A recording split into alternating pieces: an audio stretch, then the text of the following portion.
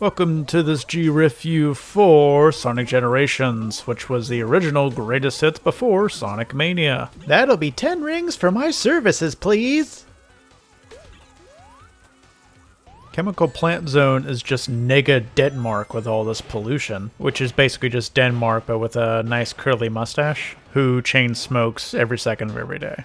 Immediate alarm bells should be sounding in your head when I said greatest hits though, because this includes a lot of the 3D games, which are almost completely universally decided upon as lesser. Welcome to Casino Night Zone, the neon hellscape where paychecks go to die and pinball tokens. Through some Chaos Emerald nonsense, 2D Sonic meets 3D Sonic, with 3D Sonic being exactly what you imagine, then 2D Sonic being mute, shorter, it's adorable for whatever it is. With both of those characters bringing their level styles with them. Ciao de Night sounds like a really lame Italian strip club. Which is initially pretty cool whenever you see a 3-dimensional Green Hill Zone configuration or a 2-dimensional City Escape from Sonic Adventure. There are a lot of neat possibilities here. The problem is that no refinements whatsoever were made to 3D levels, and the 2D level designs that spring from that 3D soil can't hold a candle to the design and the classic feel of the original games. Oh boy, Sonic's not even a big enough celebrity anymore to get away from the cops.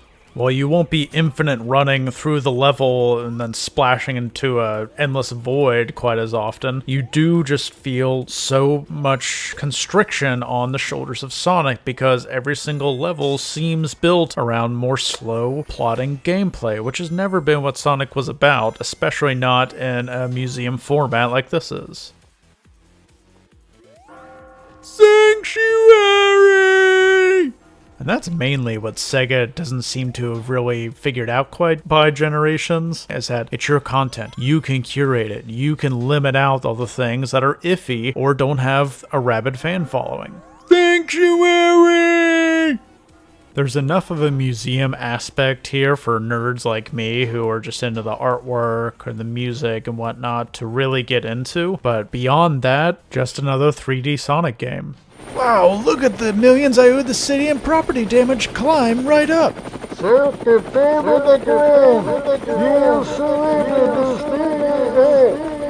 I do appreciate that this is as close to the HD version of Sonic 2 that's been going around that we're ever going to see in official capacity from Sega. The first third of the levels to me are worth the price of admission. Again, I'm a super Sonic nerd, so that's coming from that perspective. But if you've ever had a headache before with a 3D Sonic game, you're going to have all of them here. Ugh. Not that Crush 40 deserves that much, but they probably deserve more than a fiddle cover.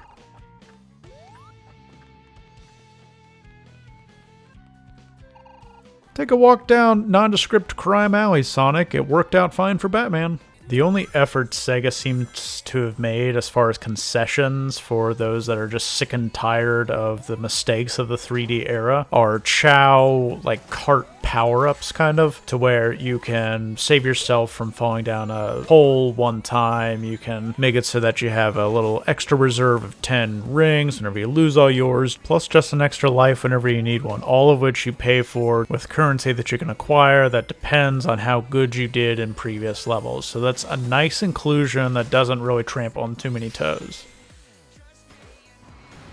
Oh man, the truck driver from Resident Evil 2 is pissed he's not in the remake.